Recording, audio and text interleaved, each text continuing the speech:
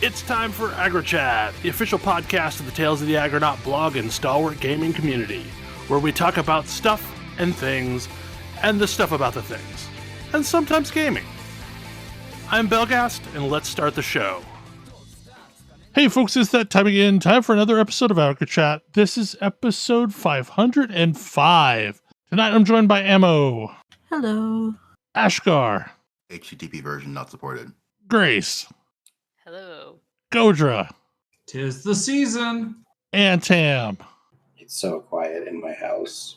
I hope everyone had a happy whatever last week was to you. And has a happy whatever this weekend or this week is to you. We're in that awkward New Year's. Yeah. Like that's probably a universal thing, isn't it? Or at least close enough. Just how serious of a holiday is the difference between cultures? I was among about our to listeners, say, anyway, probably. There are other New Years. Yeah. I'll point out, because time is arbitrary. It's my favorite part of that time. I mean, I broke myself, and then my wife broke herself, so we're having a very oh no, sedentary. Oh my goodness. Like I won't go into detail, but I royally jacked up my toe. And then yesterday, my wife was going on a walk, same area that she's gone countless times over the last several decades, happens to step just wrong on a crack or uneven pavement, takes a tumble, and breaks her pinky toe. Oh. Not pinky toe, pinky finger. Oh no. Oh. Yeah, so, so it's one of those weeks for us. So hopefully everyone else has had a better holiday. Anyway, we've got a list of things. What is Toad's Item Factory?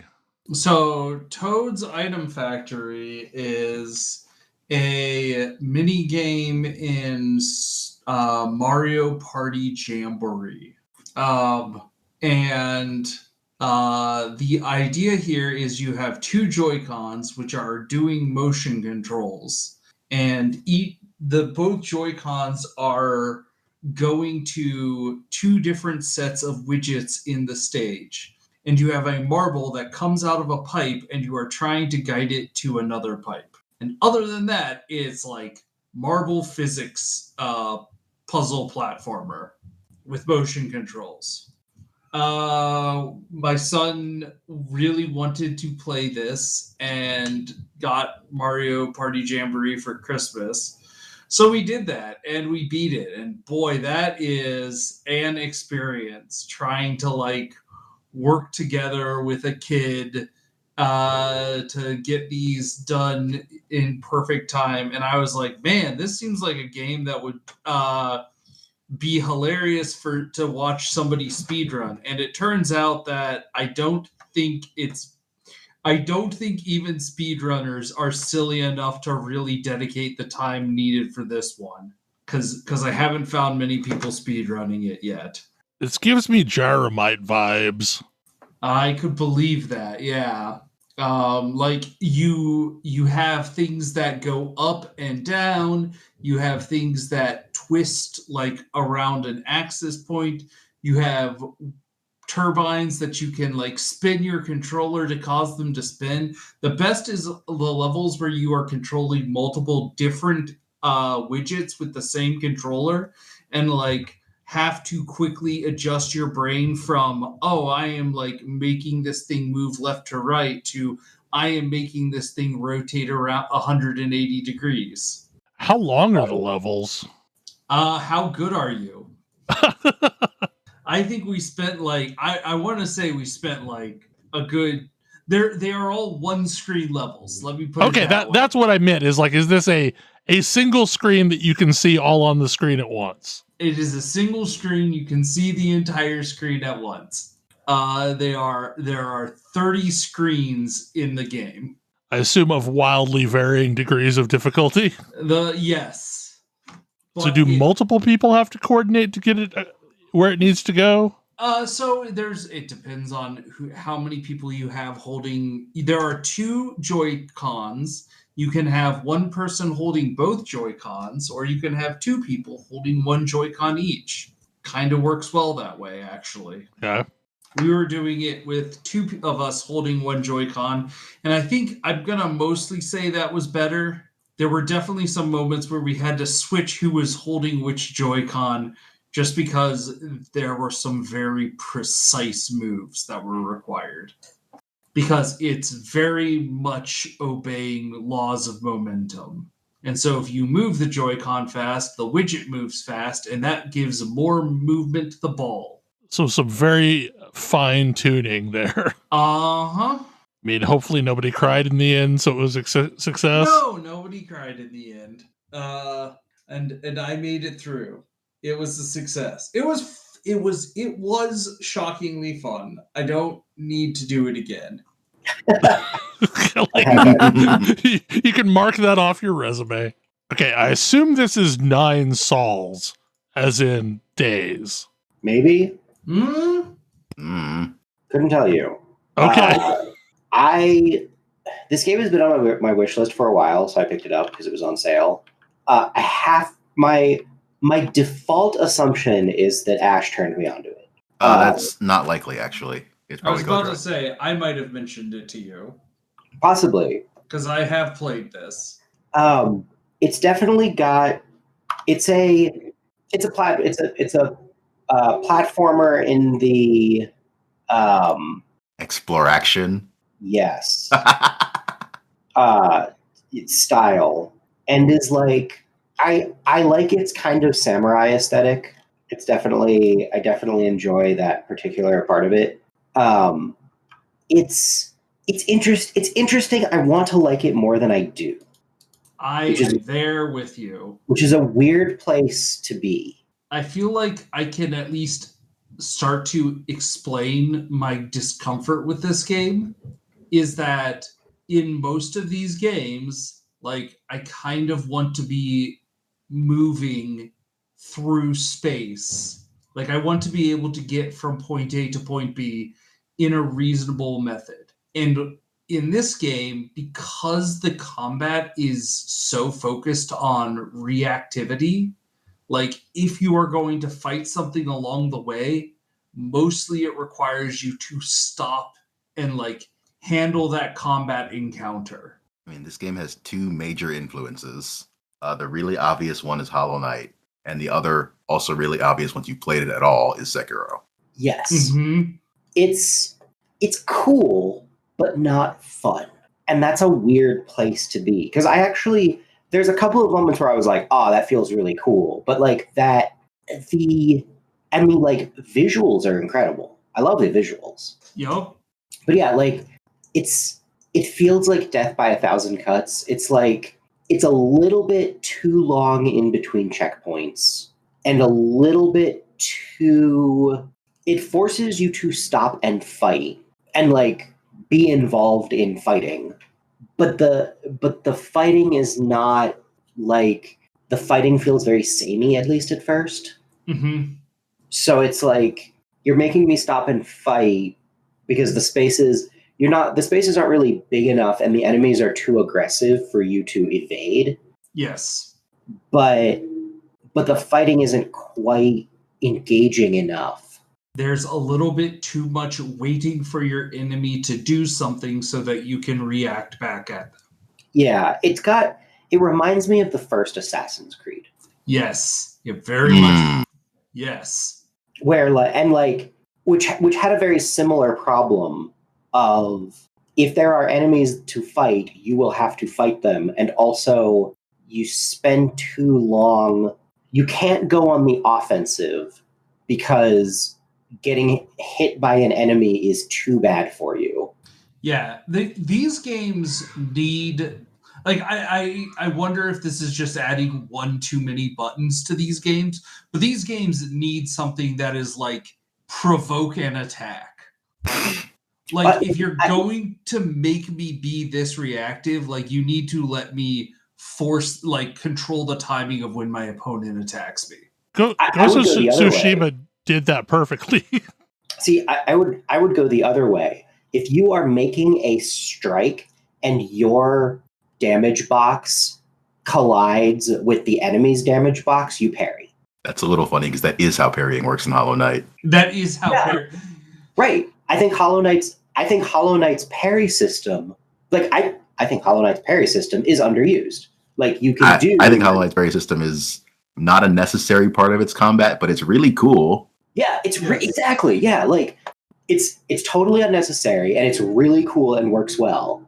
And if this game were doing that, like had that, I think it would be super super slick. Because then you would blaze through areas, you'd be on the offensive, you'd be making attacks, and you'd be exploiting your parries because you have an ability that deals a ton of damage and ends fights reliant on you parrying, and it deals so much more damage than your basic attacks that like you really need to be using it. But if you could aggressively trigger that, it would feel really really good. But yeah, like the Hollow Knight combat mechanics would be so well received here, like the ones that they aren't using. Yes. I really like the game. I really like I really like the aesthetics. I really like the story it's trying to tell. Yeah. I just the moment to moment did not really work for me, and I kind of lost interest. Yeah, I'm in the same boat. But like the art is so good. It is so good. It's definitely a really interesting game. I want more. I really want the sequel to Katana Zero to come out.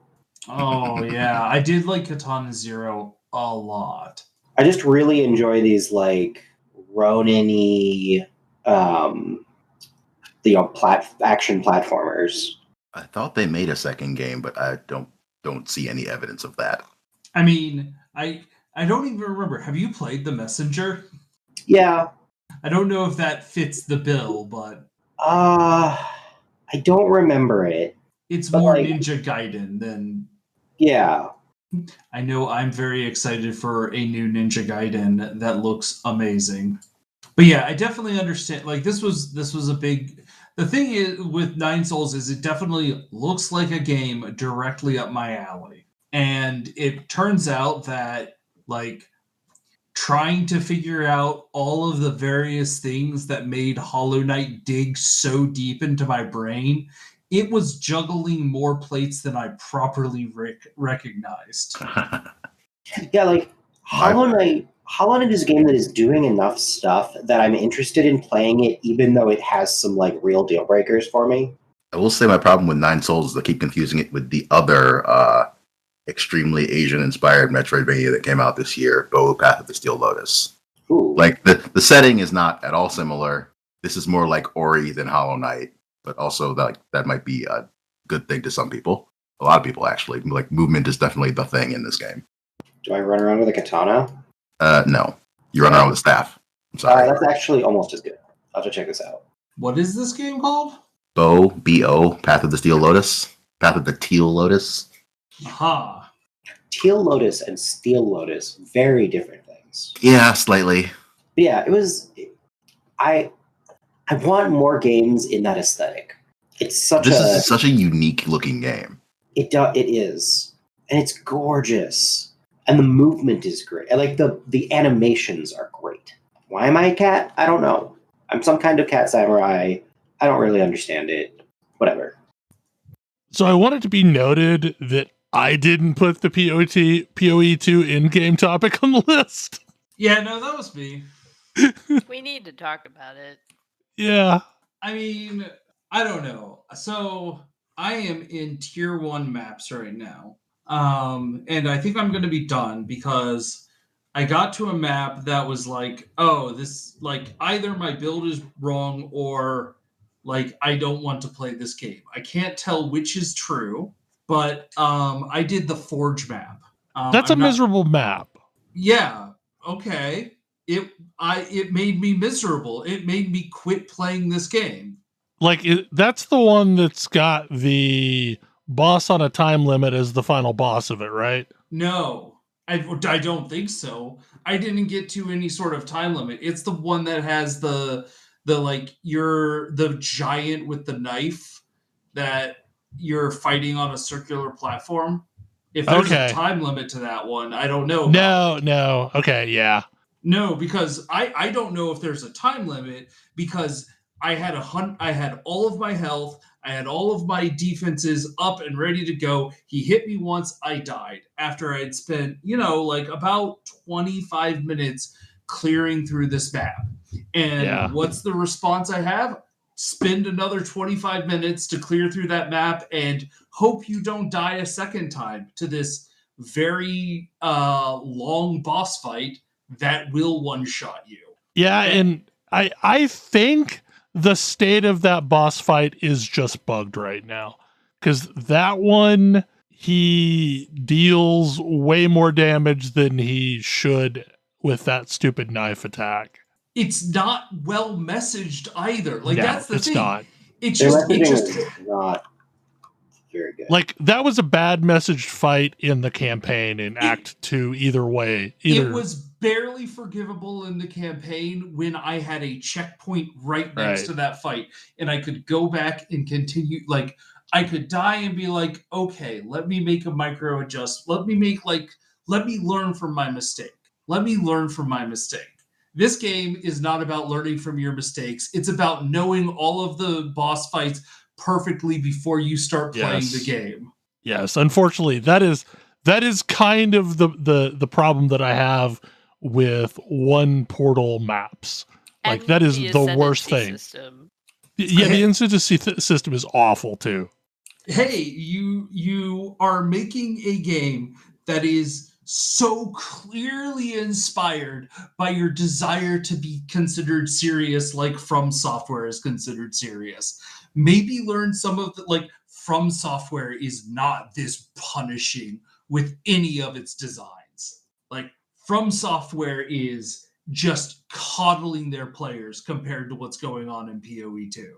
Yeah, and it, like, there's a lot of the uproar over one portal maps is like something that I've not even been able to encounter.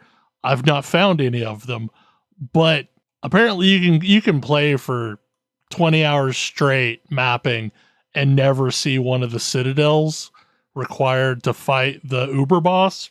And then when you do, you still have one shot at it, and if you fail it, that one, instead of the maps as they work right now where you're just out of map, that one you're out of citadel. Lol. You can't ever try that citadel again. So I hope you luck into finding another one. Wow, Which is that's why, miserable. like those invites I think are like 10 div each. And you have to have 3 things to unlock the Uber boss fight. Like, so clearly if I ever find a citadel, I'm going to try it, but then I'm going to like immediately turn around and sell it. I'm not going to waste an attempt on a boss when it's that rare. Yeah, the one portal thing is just, I think, like, it's a long-term deal breaker. I am playing a build that is way stronger than my warrior was, and my warrior was fine. I rarely ever took a death. It was way tankier than what I'm playing now. So like I have made my way all the way through all 15 tiers of maps. And am, having fun, but I think I'm like the only one of us that is. Yeah. Well, and I was thinking about the like one portal map thing and comparing it mentally to Last Epoch, which theoretically has a fairly similar system, which I also do not like in that game.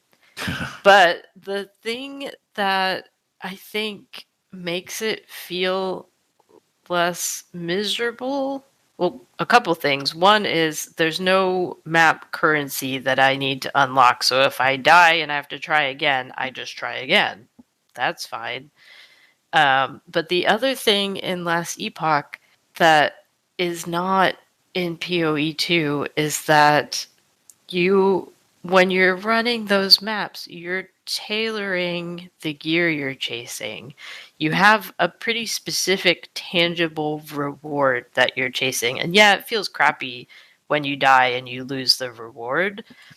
But I think the carrot of like hey, there's a specific type of gear that I need that I can chase in this specific map is much nicer than there is a specific kind of content in this map, and it may or may not drop anything I care about at all. And if I die, I lose all of that. So I think that I spent a bunch of time thinking about this. Is like, why do I not hate it quite as much in Last Epoch as I do in PoE 2? And I think that being able to tailor my rewards and have a little bit more certainty really does help. I also think, for me, the fact that PoE maps feel about 4 times longer than Last Epoch maps, Yes. that's a real big issue. The difference between a good map and a bad map are so different. Like the good ones are like a pretty short experience, and they have a nice clean like path that you can take around the map. Because like, but the ones that are so tight corridors and meandering or have a ton of doors, or like Valve Factory is the ones the with all the worst. trees. Yeah, you keep running into the trees. Like when I was playing my Charge Explode Titan, I was like a pachinko ball. Like I would ping pong off those damn trees, and it wouldn't just stop my momentum; it would redirect me in a different direction. So like a lot of times I would charge into the trees and get turned back around, charging back the opposite direction I just came from. Like collision is a problem with their maps, and collision and uncertainty is a problem generally with the game, I think. Like, so I quit playing because I got deeply into Indiana Jones. And after platinuming that game, I came back and was like, all right, I was fighting a stupid boss. Let me fight that stupid boss again. Fought the stupid boss, and I've gotten all the way through Act 2 at this point. And the Act 2 boss, like fought the Act 2 boss and was like, this whole thing is just too long. Act 2 is legitimately the hardest thing in the entire game. Act 2 normal. Well, and the thing is that like mostly, so I'm playing a sorceress. I was very excited to get Chronomancer, and then I found out that I had like actively missed the ability to get my Ascension and had to go back. And so I went back and, got the first Ascension and was like, okay, well, what do I, am I going to be a Chronomancer? Like I wanted to be a Chronomancer. That's a cool vibe that I'm into. And then, actually, no. It is doing things that I don't care about, and I have a hard time imagining caring about, which is probably why nobody wants to play it. So I'm playing the Stormcaller, which, whatever, I'm a lightning wizard, it's fine. You made the correct choice. Like, there's a legitimate correct choice there. Yeah, like, it is a correct choice that is so painfully obvious that it tweaks my, like, you made a trap option. Why did you make a trap option? Because I tell you what, there are not enough abilities worth using with cooldowns for a cooldown manipulation-based ascendancy to make any sense at all. It is funny because I am 100% cooldown focused, but I am also built with enough cooldown reduction that it doesn't really matter. So yes, I agree.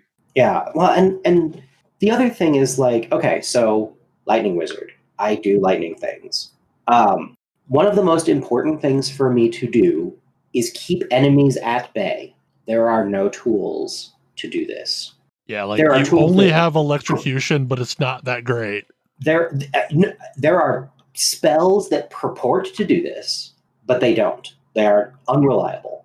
And boy, like, because, okay, I took Bone Cage, right? Because I'm like, all right, well, what I need to do is,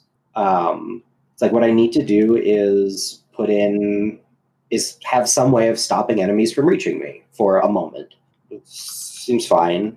Like, that's a function that I can operate with. But those tools don't exist. Like, I'm using Bone Cage, which specifically says it does this. It does not. It puts a thing up around me, which, by the way, is too big a circle for enemies that are already in melee with you to be affected by it. So if I am trying to get enemies away from me, it does nothing. Enemies are very, very, very fast. Yes. Yeah, that's been a comment that I've seen a few times, is like, the enemies are still playing PoE 1, we're playing PoE 2. We're slow, they're super fast. They're like, track runner zombies fast. Yeah, they're like enemies are super fast. And that paired with your crowd control is unreliable is like, okay, well, what do you even do here? Also, there's no escapes. There's no button. Unlike also in PoE 1, the thing that I would sometimes do is just blink away. Like, let me get away from a fight. Let me give myself a little breather room. You cannot do that. Yeah, like most of the deaths that I have taken in this game are because I just got locked by the terrain with mobs all around me and I can't do anything about it. Like, I'm just shit out of luck. I spent so much time on the Dreadnought, and it wasn't that the enemies were too hard. Like, I could fight the enemies. It was that the number of times where I would just get boxed in and no tools would work was like constant. Yeah, like now that I've shifted to playing minions, and Grace can, second this, the biggest problem with minions is that they have collision and they just get stuck and won't follow you. Yep. So, and then you have to wait 5 seconds for them to resummon themselves. They'll just stand in a doorway, stuck. Like, if it weren't for, like, raging spirits, I would be so screwed. Because, like, they're short-lived enough that I'm constantly resummoning them, but, like, I'm just waiting on my bombers and my beaters to, like, come into the room. Yeah, you can't order them to go ahead of you? No, because this game doesn't have convocation. Yeah, the ability that's good. So you've got 2 electric abilities, 2 like lightning abilities that you can use. You've got Spark and you've got Arc as like primary attacks. I'm actually curious. How is Lightning Bolt? What? Because isn't there a Lightning Bolt spell that you get from like certain wands? Oh, the Lightning Bolt spell that you can get from a staff? Yeah, if I ever got a staff that had that on it, I could tell you. Oh, okay. Okay, so that brings me to like another rant of mine. One of the key design goals that the GGG team said going into PoE 2 is they wanted to make loot on the ground matter. It should drop identified if that's true. Okay, like that's one thing, but also like it should be reasonably rolled gear. And I thought that this tiered loot system that they were working on was going to fix this. I have picked up and identified so many pieces of tier 5 gear, which is the maximum highest quote unquote quality gear that can drop, and it's absolute trash. Like, it does not follow. In PoE 1, they had a well-rolled scheme where it made sure like armor had resists, or it had some life, or it had, things you would want on armor. And the vendors in this game use it. And vendor gear is shockingly good. But all of the drops on the ground are just mostly awful. And the problem is, like, the thing with PoE 1 is so much loot dropped, and you filtered everything but the good stuff out, and as a result, you saw better loot in the end. Now you just don't get the drops, but it's all trash, so, like, why would you stop to look at it in the first place? And there's no real way to get loot. And the essences were supposed to be the way of fixing this with the crafting system, but in 200 hours of playing this game, I have seen 1 greater essence. And there's no way to make greater essences out of lesser essences. So, like, crafting really doesn't work either. It's just picking up a bunch of bases, throwing a piece of currency at, and seeing if you magically get something decent off of it. So, like, I don't know how someone plays this game at any reasonable level without trade. I mean, they just don't have that much fun. Yeah, like, Yep. because like without trade, neither one of my characters would work. I mean, it feels like the game is missing pieces. I mean, it is actually missing pieces, but it feels like it's missing more pieces than I think they intended. Yeah. It also, like, my biggest fear with this game, which I think I talked about on the show before, was that they would make a sequel but learn nothing. And I feel like it's not that they learned nothing, it's that they didn't learn any of the things they needed to learn. Like, they just don't care if you're having a fun time. You've mentioned this offline, but you're 100% right. Like this feels even more elitist than PoE 1 did. And that's kind of saying something. Like this is a game catering to, like, the people that they want to play this game are the people who are the like top 0.01%. And like they talked about how they thought it was a problem that there were builds that were 1,000,000 times better than other builds. And it feels like the way they're solving this is by convincing people who are playing those low quality builds to stop playing this game. Yeah, and like we're in a rough spot right now because like they're all on holiday break, and of course they deserve to have a holiday break.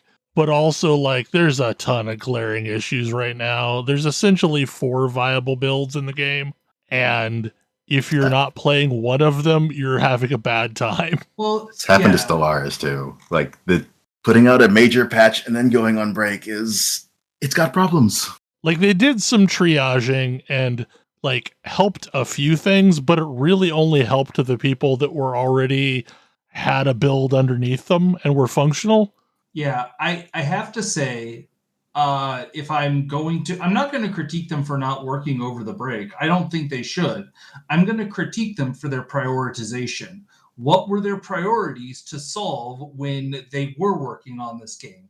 It was, some of these characters feel too strong and we need to nerf them. That does not seem like something that should be the priority. That like that was their immediate reaction was the thing that concerned me, instead of let's fix some of the other problems. Right, Yeah. or let's buff some of these other things so that more than 3 or 4 builds actually feel fun.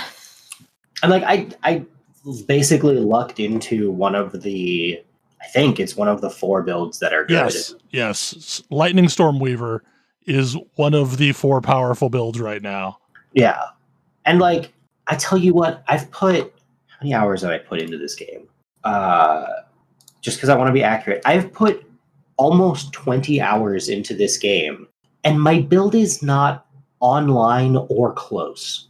Like, I am doing the same thing 20 hours in as I was doing at level 2.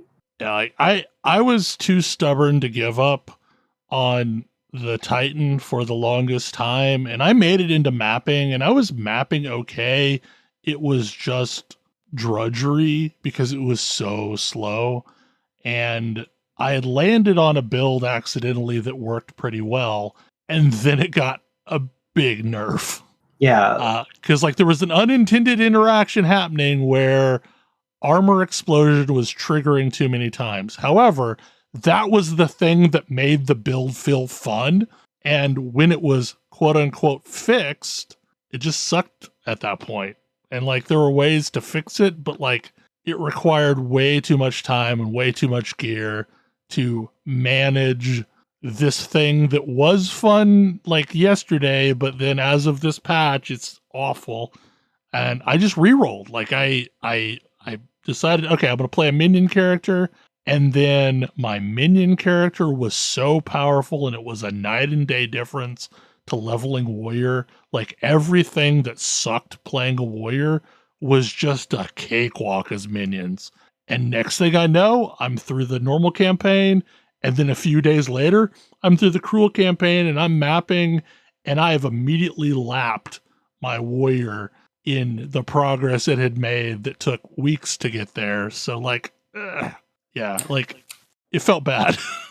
I'm just glad that Minions was one of the 4 good builds, because if like I love a minion build, and if I had played it and it was completely unsalvageable, I probably wouldn't still be playing. I'd just be waiting for them to fix things. And maybe that's still probably the right move right now. This is definitely still early access. Like there's a lot of things that need to be handled, but also I'm not entirely sure I trust them to handle them in a way that's going to make it more fun for me. Yeah, and that's really where I'm starting to land. Like, I just don't know that I trust them. Yeah. Yeah, like PoE 1 is a very fun game if you're willing to jump through a series of hoops to get there. Like, I love the game, and I have a blast each league, but that is a bridge too far for a lot of people. I was hoping PoE 2 would lay down that bridge and be a better experience, and I think for some people, at least, the frustrating thing with PoE 2 is the first act is a much better experience. Mostly. Mostly. Like I think. Like it explains what the abilities do. Most people get a combo on board pretty early that works kind of well. I actively The difficulty of the beginning of the game is crushing. It is. The difficulty of the beginning of the game is way too high, and while I agree with you that you get interesting abilities more quickly, it also takes way longer to get a build online. Well, and they ration the abilities for far too long because you're in your 60s and abilities are just now coming online. Yeah, and like to me, that needs to happen by 30. By level 30, you should have access to every ability in the game. Because like you're asking for way too long for anybody to stick around if you're past mid act 2. Yeah, that is the thing, is that the acts are just so long that it feels like you get access to all of the abilities in Act 3. It's just Act 3 feels like a full game's worth of content. And Act 2 is so difficult that if you don't happen to have all your abilities online by then, it feels kind of miserable. It's a super slog.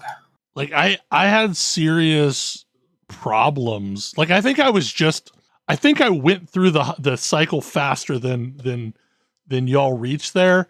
But like I had serious moments in Act 2 where like I don't know if I ever want to play this again. Like this is not good. So I haven't had the like intense difficulty spike problem where like I have not. That's a warrior problem. That's hands down a warrior problem. It could well be. Like there are bosses that other people have absolutely complained about that I am like, yeah, I guess I fought that boss, or like, oh yeah, that boss killed me once. But like mostly that's not mostly my experience has not been, oh, this game is too difficult. It's I'm bored. This is taking too long. There are weird moments that just don't make sense. Like the hyena boss. I don't know why it's hard as minion. It's a cakewalk as anything else, but it is hard as minion. The wolf boss I beat on my second attempt. The Act 2 boss I beat on like my third attempt, but that was 90 minutes in or something. Like third real attempt, because like that's the other thing is that the HP levels are so high on bosses. Yeah, it's just like, why is this? It took me literally 21 minutes to beat the Act 2 boss on a successful attempt. Like that is longer than most raid bosses in Final Fantasy XIV. I actually think that there are only like 2 or 3 raid bosses that take that long in Final Fantasy XIV. And they're the ultimates. This also might just be like, again, a factor of we don't know what everyone's build is, but that's possibly because your damage is too low. But like, that's because you were heavily incentivized to focus on survivability. Like everything's just all of the HP numbers are too big. I agree. Or all of your starting nodes, like you know how you can take with most classes, you can take a path that's either offense or defense for your start for like the first 10 nodes or whatever on the tree. Yeah. Those should all be combined into one set of 10 nodes. Get both. It's fun. I still feel like the passive tree is way more watered down than it was in Path of Exile 1, and that you don't get in power from it as fast as you did from Path of Exile 1. I don't necessarily have a huge problem with that. Just because the passive tree in Path of Exile 1 is a huge contributor to the have versus have not problem that game absolutely struggles with. But I also feel like Path of Exile 2's tree has correct answers. And if you're not choosing the correct answers, you're going to struggle. Yeah. Like, there's more illusion of choice in the Path of Exile 2 tree. Like, I do like the spell gem system mostly better, and the way that they present how supports work and things like that. I think that, in general, works much better. Except for spirit gems. And except for being able to get enough links for your supports. Yeah. Yeah, like, okay, so again, I had not seen a 4-link or a 5-link until today. And that's, again, after like 200 hours played. I have no clue if I'll ever see a 6-link. Like, 6 links are harder to get in this game than they ever were in Path of Exile 1. Which Path of Exile 1 dumb. should have given you Path of Exile 1 should have given you at least one 6-link as part of the campaign. Again, that was a design goal of like, it'll be easier to get a 6-link and you can have multiple of them. Like, I don't believe that at all. Also, the whole spirit gems being way less common than other gems, I don't know that spirit gems needed to be their own thing. Like, I think they should have just had skill gems and support gems, and that would have been good enough. I also feel like they're not using the reforging bench enough for a lot of these problems. So, like, if you have an overabundance of, like, tier 14 spell gems, but you can't get a tier 15 to drop, well, combine 3 tier 14s into a tier 15. Because that's a thing that you can do in the end game with maps. Because map sustain is a problem. Not necessarily getting maps to drop, but getting the tiers that you care about to drop. Like, I have a quad tab full of maps, and I'm more than happy to share lower tier maps with anybody who wants them, but I'm struggling to keep outfitted in tier 15 maps now that that's really what I want to run.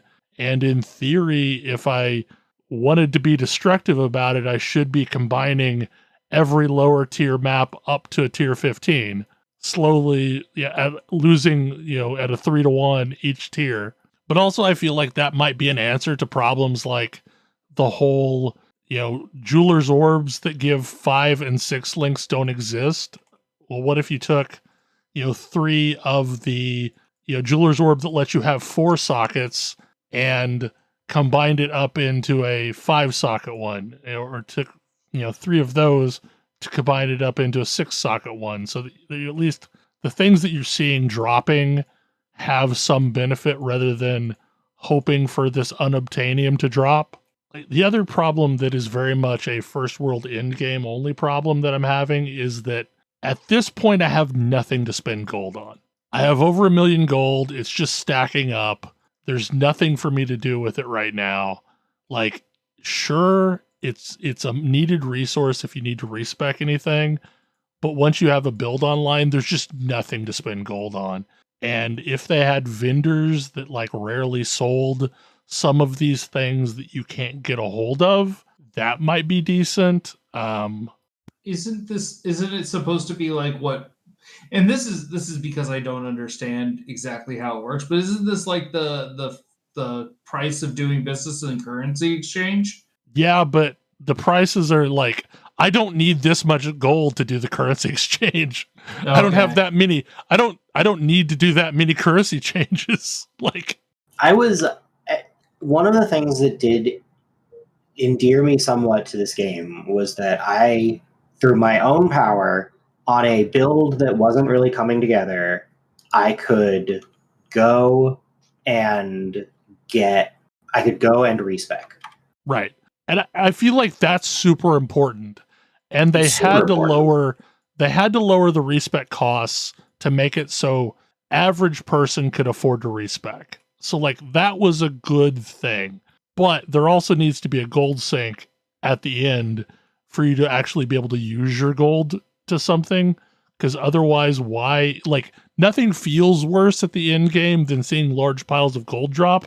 Because gold doesn't drop on its own. It's not a extra class of item that drops. When gold drops, it is converting other loot into gold. So if you see 10,000 gold drop, that was probably a unique that you just lost. Well, I see. Yeah, it's interesting. It is interesting to hear it described, to hear you describe it that way, because you are framing it as that's a unique that you lost, not you got a roll on a table. One of the outcomes was gold. Yes, one of the outcomes right now is a useless outcome. There's nothing meaningful for me to do with any of the gold unless I want to totally respect my character, and I'm probably not going to do that. So like it cost me about half of my gold to respec my character at level 31-ish in the middle of Act 2. And I was like, all right, I'll pay that. That's a lot of my gold, but it's not all of my gold, and it worked fine. And like it was extremely functional. Yeah, like I think the place of respecking is good. They just need to add something for gold to do once you don't need to respec. And the thing is like this only really feels bad because the Settlers League that we've been participating in Path of Exile 1 had really good gold sinks. Like the entire Settlers mechanic in King's March was where you were spending your gold. Like you were doing interesting things with that gold. So when you got a gold conversion, it didn't feel that bad because you knew I'm getting something equivalent, right? This is a resource that I can now use to do other things that are interesting. Yeah. But now when I get a gold conversion, it's like, I guess I lost. Feels bad. And maybe that's something that they're going to address later. And because like, I think King's March is in this game. I just don't know in what capacity. And I think it's a hub city for a later act. So maybe you can do the same thing. Maybe I can play my little shipping game and send off resources to get, cool stuff every 2 hours and spend my gold that way. But right now, at the moment, like basically the gambler is the only option. And the gambler is just, I want to waste my gold. I want to spend down my gold because I'm tired of looking at 1 million gold. Because you're not going to get anything from it. Like it's all mostly blue items and not good blue items.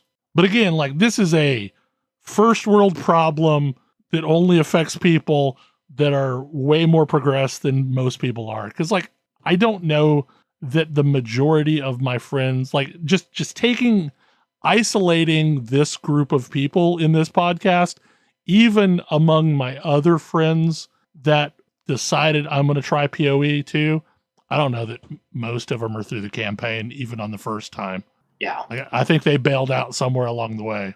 This game does feel like it has some interesting concepts marred by some terrible execution. Like I think the like image of mapping is you exploring this world. That's a cool idea. Actually doing that is miserable. Like once you have a quote unquote effective build, it's pretty fun. Like the delve is the end game kind of thing is pretty cool. My edge complaints are it's got the same problem that monoliths and Last Epoch do. There's just not enough interesting things going on in it. Because like the thing that makes mapping so fun in Path of Exile 1 is the density of different content from different league mechanics. Whereas now you just don't have a lot going on in maps. Like, and it's more deterministic as to whether or not you've got, ritual or expedition or breach. But the things that randomly occur in maps, which was the part of PoE mapping that I liked, that's like lockboxes, which are awful, essences, which are not that great, and they're all just going to be lower essences. So like they're not that useful. There's just not a lot of things going on. So it kind of feels like running a monolith in Last Epoch, but not getting any of the extra content, not getting a treasure chest, not getting a rogue exile, not getting the whatever the breach bosses are in that game that I forget the name of them. So like it's got the exact same problem that the monolith has right now, and hopefully over time, just like I think Last Epoch's going to improve it over time, it just needs more content density or density of things happening in the maps. Yeah, and that's like, I basically have no concerns about that happening. Like that's gonna be fine. Yeah, I mean, Last Epoch's going to get there, and I have no doubt that PoE 2 will at some point have the same amount of crazy stuff popping off in maps as it currently has. Like that part I'm not really worried about. It's like every time they add something new to Last Epoch, I've been like, this is cool. I like this. The more of these there are, the better this is going to get. Yep. But like, it's the like core philosophical stuff that gives me pause. I think the next couple months are going to be pivotal for the future of Path of Exile 2, because there's essentially going to be a battle for the soul of the game. And depending on which version rules out is going to determine how good of a game it is long term. Because like, if they can get it to the state where everyone can build a character like I currently have right now and am enjoying maps with, it will be a good game. If it continues to be, you have to have, absolute stubbornness or prior knowledge or be rich and have lots of access to trade in order to get there, I don't think it's going to be a successful game. Well, and then they've just made PoE 1 again. Right. It's like all the situational problems of getting up and running in PoE 1 are here in PoE 2 as well. But it just feels like I have less levers to pull to fix those problems. Like in a world where PoE 2 becomes just basically PoE 1 again, like if I have to if I'm playing either one, I'm going to play PoE 2 just because it does make for better respecs, and so it gives me more opportunity to play with different builds. But like, I'm not playing a lot of PoE 1. Last Epoch has completely blown PoE 1 away for me. I'm just hoping they backport WASD to PoE 1. That will never happen because the game is just not designed for it. Nice as it would be. Yeah, because like that has been a major quality of life for me, is once I got used to it, I really like playing with WASD. I'm just glad their controller support is reasonably good, although it drives me absolutely bonkers. Can you pick up items in combat on mouse and keyboard? Technically, yes. I do it accidentally all the time because I'm having to click to target. Yeah. You cannot on controller. You can. It's just super awkward for me. And this is a real big problem in Trials of Sakamas, where you have to click those death crystals. Oh, no. If you found a way to click those death crystals without killing every mob near them, let me know, because I sure cannot do that. That is a problem. I have to use my right stick to like point at the item and then like get the A to hover over it. And it takes a little bit of fiddling. Yeah, on the Death Crystal maps, I usually don't kill most of it. I just Oh click no, them. you have to kill everything I around just it. click them and roll away. Yeah, and I'm keep with going. Belle. Just click them and keep running. It's bad. It's really bad on controller. 4 floors of trial is a massive commitment to get your 4th ascendancy. I'm just saying, like that's way too long. Like, what was the maximum amount of time a lab run would take? Like 10 minutes, 15 minutes. Your 4th lab takes a lot longer than that. Your first time through. You used to complain about how much you hated lab. I hated lab, and I still hate lab. But my God, am I missing Azaro? like I did not know how good we had it. You had it so good, and now look at you. I mean, I have 3 ascendancies on one character, 2 on the other, and I'm just gonna live that way. That's fine. I don't need the 4th one. The best part is that also now you need something with about the same drop rate as Forbidden Tomes to even try it. They drop a lot more common later. Like, I have stacks of them. If anyone needs them, I have all the flavors of trial doodads. Well, the trick is that for the Ascendancy 3, you really want to have the lowest level possible. Yeah, the level 60 Jin Baryas are like 6 exalted. I will say the nonsense of the dump tab strategy that I've switched to finally seems to be paying off. I thought I was just being a pack rat for a while because I wasn't selling anything out of any of them, but then all of a sudden I've started selling things out of them, so trade is still a mess. I'm hoping for the auction house like the Chinese client has. That's funny. That's funny, Belle. Oh yeah, that is funny. Anyway, we've probably talked about that long enough. 40k Martyr.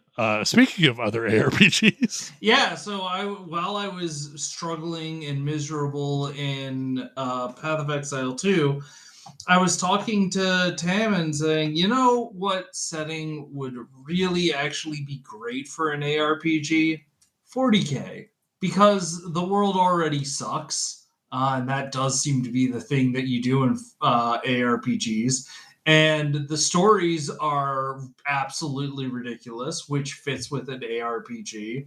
And you have a bunch of, you are playing a bunch, all you care about in 40k is how cool does my character look when they're doing ridiculous things to hordes of enemies. And that's also a 40k thing. And it turns out there is an ARPG in 40k. It's been out since 2018.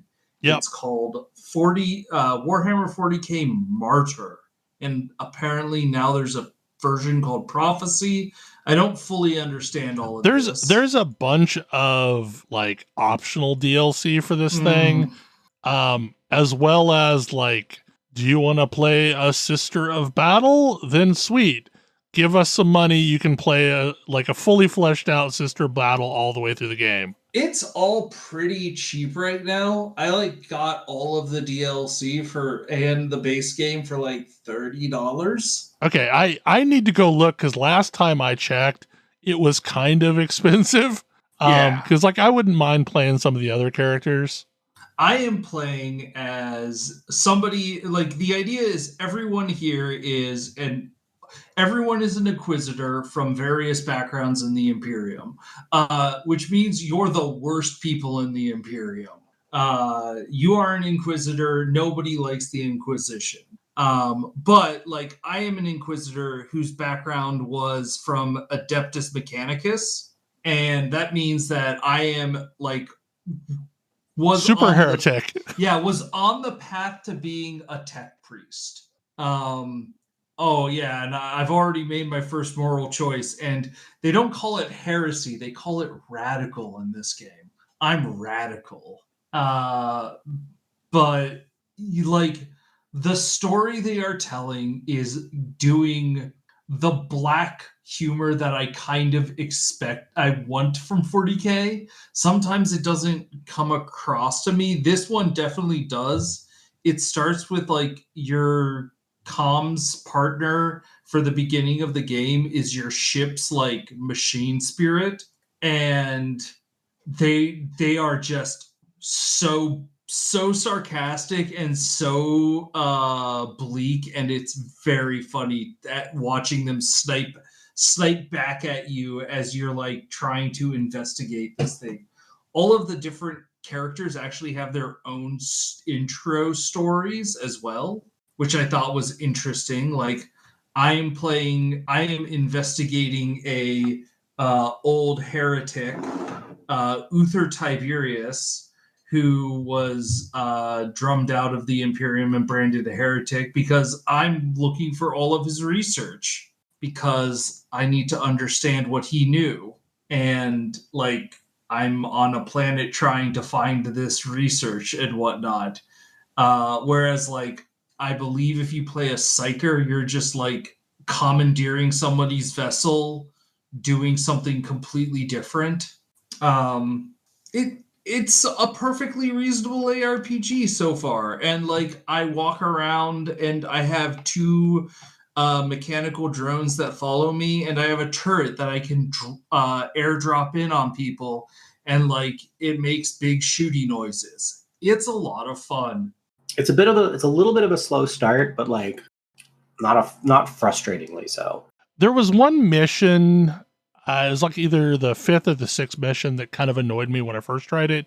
And it was essentially kind of like a tower defense thing where you've got to like guard this spot. And like, I never made it back to play the game after that. And I need to give it another shot.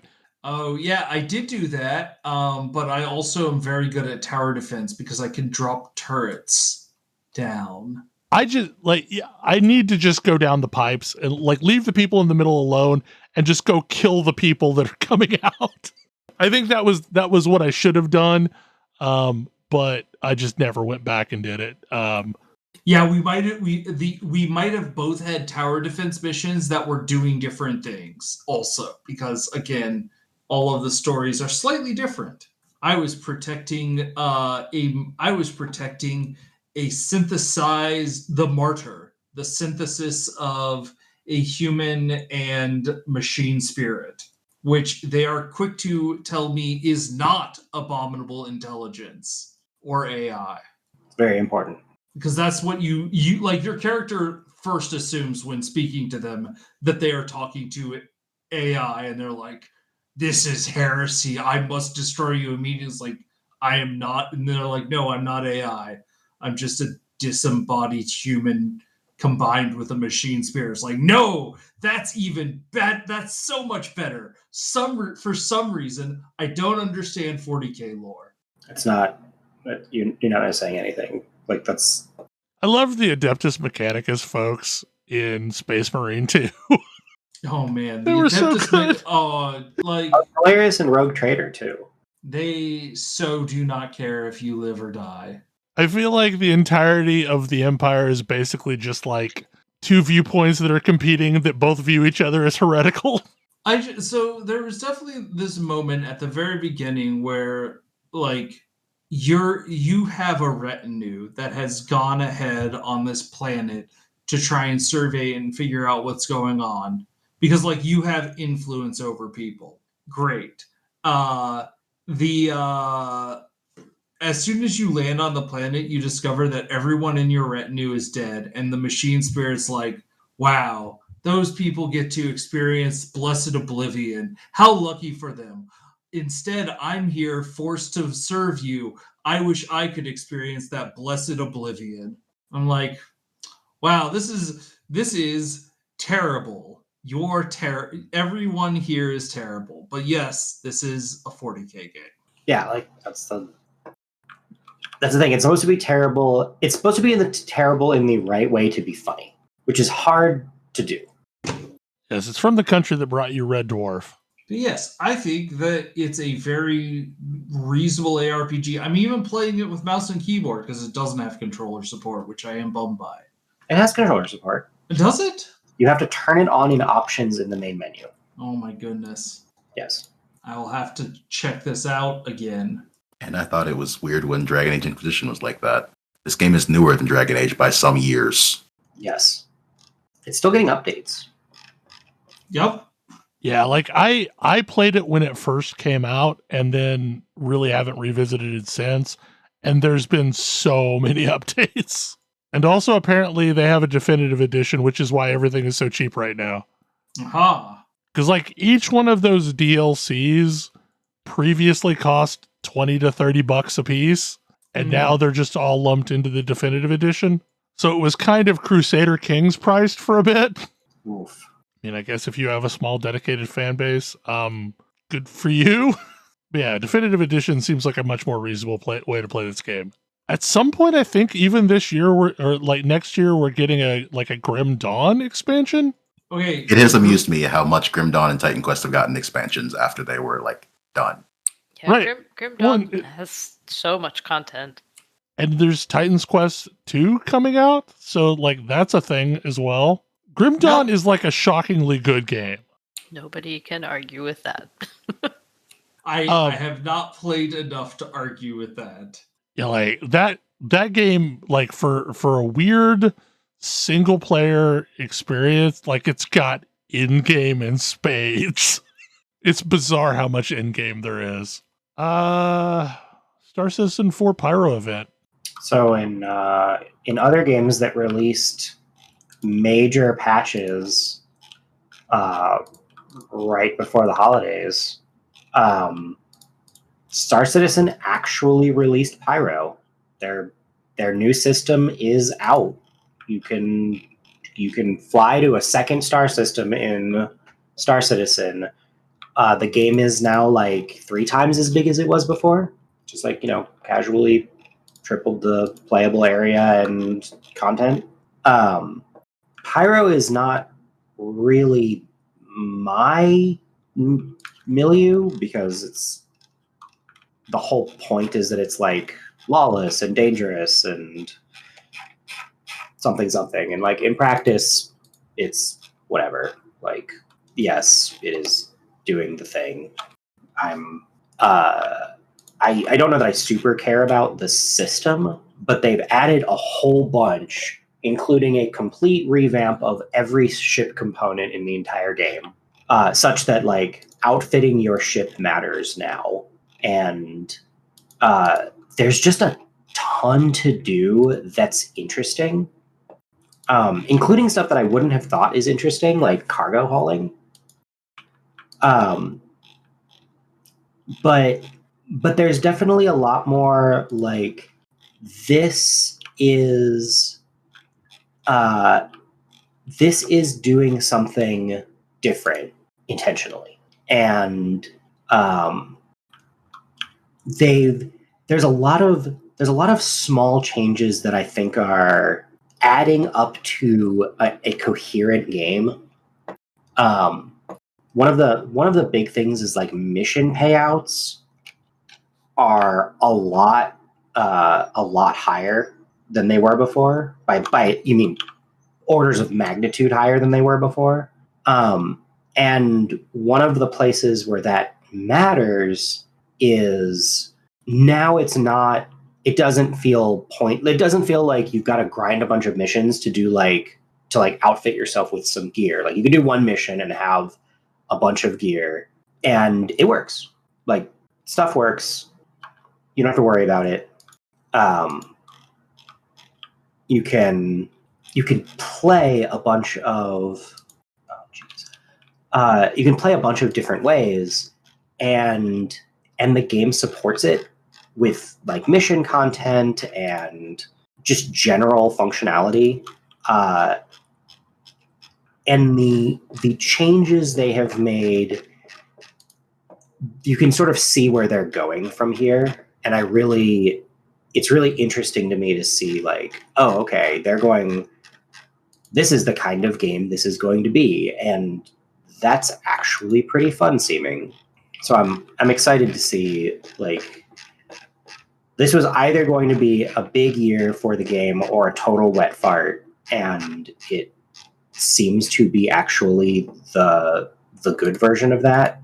Like I said, there's a ton to do, but there's also this like some neat stuff as far as the world building and the spaces, and like one of the other things that the game has added is music. There's music all throughout the game now. Going through, I think I've mentioned before, like playing Star Citizen is like, when it is working well, it is this super cool transcendent experience, and when it is not working well, it's a disaster.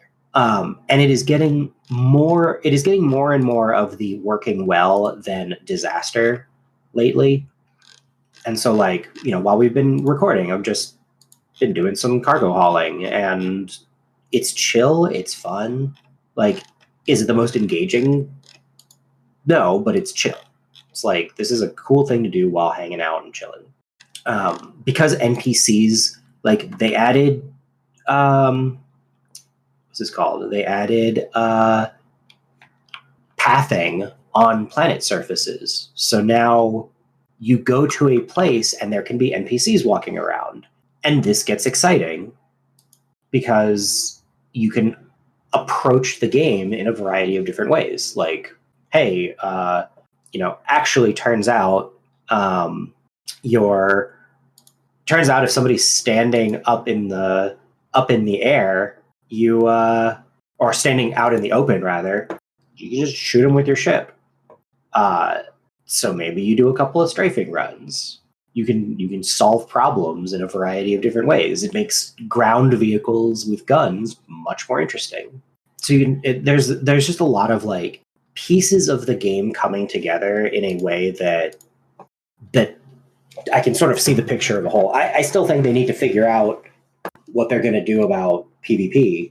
It's a huge problem, and it is becoming more of a problem because people are like, oh, Pyro is the PvP zone. Like, I'm just not going to go there.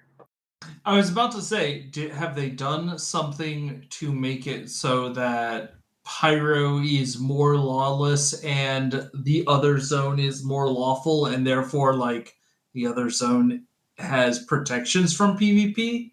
They would say yes. I would say no. Okay. Like, Pyro does not have prison.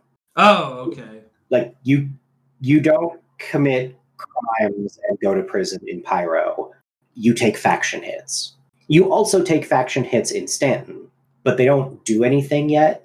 But like in Pyro, if you piss off a particular faction enough, like you will not be welcome in their space, regardless of whatever. It's like you killed a bunch of players that are aligned with faction or doing missions for a faction, like that will harm your rep with that faction, and eventually, like, they won't give you missions. They won't let you land on their stations. I don't think that's enough by any stretch of the imagination. But they also haven't made what they call a safe system yet. And I think that's going to be the real test, is like, what does that actually look like? A safe system being one where PvP would be not an option. Yeah, right. Like, what do they consider a safe system? Why are they so dedicated to having PvP in this game? Why is any game company so dedicated to having PvP in their game? That is open world PvP. I can understand Yes. why you would want to have players competing against each other sometimes, as that's good for one, free content, and two, actually kind of interesting. Yes. Yeah, it's because game devs circa the early internet apps like still think that Trammel was a mistake and hate all of the data that proves otherwise. It is like the grand delusion of MMO devs. Everyone wants to go back and play, wants to be experiencing, Ultima Online for the first time ever. Yeah, like, or possibly their particular flavor of mud. everybody thinks that they can be the ones to do it. Not everybody. There's a certain contingent of like first gen MMO devs who are now in like senior and leadership positions who absolutely believe that if you could just get it right, then everyone will love it. And the like popularity among streamers of games like Rust and Tarkov like don't really help that, because they're like, oh, but look, it works for these games, and like actual numbers don't seem to enter into this equation in any way. Like the fact that Tarkov is like laughably small compared to any game with a budget, and with Star Citizen has been pretty vague about itself, about how it's going to handle that for a long time, and for the most part, basically until this patch, the server caps were like 20 to 50 people. 20 to 50 people in the amount of space there was in the game meant that most players would play and never actually experience PvP unless they got unlucky, or sought it out specifically. And that's becoming less true as they up the density, and like the community is absolutely thrashing over it. So it's coming to a head, and it's going to be very interesting to see where they go, because they absolutely run the risk of their player base just dropping off a cliff. It is such a bummer because this has ruined so many promising games otherwise. Absolutely. Like, Sea of Thieves is still fighting its player base over this. Oh yeah, because So players, there's a certain contingent of players that are like, yes, this is exactly the experience I want. Everyone else should want it too. Also, like, this game can do without the people who don't want it, but it can't. Yes. Like, Yeah. that's the problem. Like, you really, as a game developer, you really, really can't get into the, oh, well, we just, you if your game is really small, if your game is Tarkov, if your game is Rust, if it's Space, Hardspace Shipbreaker, like, if your game is small and niche, then yeah, you can just be like, we're only catering to this small niche thing. But if you're the second most funded game in history, you don't get to do that. Like, Well, and to be fair, this is kind of the same problem that's happening in PoE too. Like, they were a very small niche game and now have gotten big attention, and folks are going to expect them to, function like a big game. Yep. And if they don't, it's going to go much worse for them than if they had stayed niche. Yes. And I think that's the challenge. Like Helldivers 2 is had the same thing, where they were like, oh, we were a game that barely anybody had heard of, but the people who heard of us loved us. And then Helldivers 2 was like a phenomenon. And they've been like carefully changing what the game is to suit their growing player base. They've been tweaking the difficulties down. They've been changing the way rewards are distributed because they want to keep their players. It's the Sugar Ray problem. And what I mean by this in my very Gen X way is Sugar Ray had one popular song. I bought that album. Nothing else on the album sounded like that song. You know what happened? Second album, they all sounded like that song because they leaned into it. You either lean into it or you fail. Yeah. And like Star Citizen has made it very far. Star Citizen has made it very far on relatively vague promises, and the fact that while yes, it is a PvP game, most of their PvP players have been super, super, super frustrated because actually going and finding PvP is very hard, outside of like them specifically creating events to make it happen. But the fact that they've had to make events specifically to make it happen, appeasing that crowd, has not gone unnoticed by the broader player base. That's like, hey, why do you only make PvP events? And yeah, they're going to be a challenge that they have to figure out. And I think that they have been one of the systems that they're basically promising for launch is a high security system, and nobody actually knows what that means. I'm assuming they're borrowing terminology from Eve. They might be. And Eve isn't a terrible model, but it's not a perfect model. I think the challenge is going to be they're going to have to do something in high security space to make it interesting, and give, like, you can't create this bubble where everything is safe, but all the interesting stuff happens out in wild space. Like, you still have to, like, you have to give the players that want to not PvP some interesting stuff to do. Yeah. Well, and that's actually, I'm not too worried about that with Pyro, because the missions and stuff in Pyro are basically the same as the missions elsewhere in Stanton, in the other system. They're just higher risk, higher reward. I don't actually have a problem with that. Like, yeah, okay, you're going to make me go to this terrible planet where other people might shoot at me, but you're going to pay me out more if I succeed. Isn't that what WildStar tried to do? Yep. Mm-hmm. And it worked.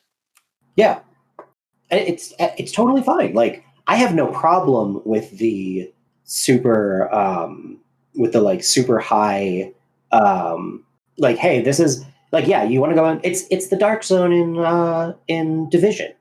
I have no problem with the dark zone in the Division. Like, it's a perfectly reasonable place. Like, yeah, you're gonna get better, you can get more better loot, and it's more dangerous. Like, oh, it's perfectly fine by me. But you need to have the places where the other parts of the game where I don't have to worry about that. That said, they have done a lot of work to make the game less griefable. They recently redid the architecture of every space station to have hangars instead of landing pads, which is pretty significant. They ban people super aggressively for pad ramming. You also can't sneak into other people's hangars. Like, there's a bunch of like edge casey things that used to be a problem that they have removed as far as like griefing tools, and I think that's good. But yeah, that it continues to develop. I continue to be interested in seeing where they land. But also, like, I'm having fun in the new patch. Like, I'm not even playing in Pyro for the most part. Like, I flew around it for a little bit and admired their like elaborate space sucks actually world building, because a lot of Pyro is like these ramshackle places that are kind of just barely holding together, and there's no like overarching government other than like gangs, and the kind of spaces that creates is definitely like just visually and from an audio standpoint very interesting. Like, it feels dangerous there and ramshackle and crappy, and not in like the cool Star Wars way, in the like, every, one of the beverages I found was bottled gray water. Like, blah, all your food and drink, and you need to eat and drink. All your food and drink has a debuff as well as restoring your health. So like, it's got a sort of like Fallout post-apoc vibe.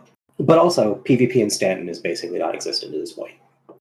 Well, that's good. Like, there's no, I mean, basically it's like, look, why would I do that? The risk is too high and the rewards are crap comparatively. Like, not that they're crappy rewards, but compared to what you could be pulling off in Pyro, it's just not worth it. And we'll see how long that lasts. But if you can like pull people away into more lucrative areas, like, we'll see if that works. I'm skeptical, but they also put out a bug fix patch on Christmas Day, which oof. Oh. But yeah, like, Pyro has represented the big, like, this is a technological barrier that we need to get over, and it needs to work for the rest of this game to work, and it has been delayed for years because they've kept finding like, oh, we can't actually have a server that supports 2 star systems at once. We either need to do server transfers or we need some other server solution. So they've had to like re-architect their server structure in order to make it work. And so that all went in with this too, as well as instancing. They have instancing now. It's not widely used, but they have it, which is going to be very interesting for PvE content later on, which they've said they want to use it for. So we'll see. Cool. But anyway, more updates as events warrant. And at this point, I think we've gone super over, so we should probably wrap it up. Any final thoughts about anything tonight? There are so many good roguelikes that came out this year. Yeah, kind of like a few years ago when we had a Metroidvania renaissance. We're going through a roguelike renaissance. Anyway, hopefully you enjoyed the show. And if I believe next show will be the first part of our Games of the Year show. If people give their answers by that time. I know I've not filled it out either. I'm trying to decide what I want to put it down. Yeah. Anyway, hopefully you enjoyed the show, and we will see you again next time. Good night.